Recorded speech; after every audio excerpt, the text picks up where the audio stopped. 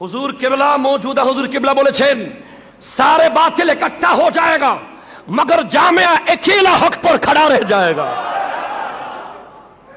दुनियार समस्त बातिल एक হয়ে গেলেও জামিয়া আহমদিয়া সুন্নিয়া আলিয়া আলমগীর খানেকা সিলসিলায়ে আলিয়া কাদেরিয়া সব সময় হকের উপরে থাকবে। ঠিক কিনা কথা বলেন? সেজন্য আমরা কারবালা থেকে যুব সমাজ প্রথম শিখব, বর্তমান প্রজন্ম শিখবে আহলে বাইত রাসূল থেকে, যে যতই প্রতিকূলতা আসুক, যতই যেমন হোক, কোন ধরনের বাতিল মুনাফিক বেঈমানের সাথে হাত মিলানো যাবে না। ঠিক কিনা কথা বলেন? ঠিক কিনা বলেন?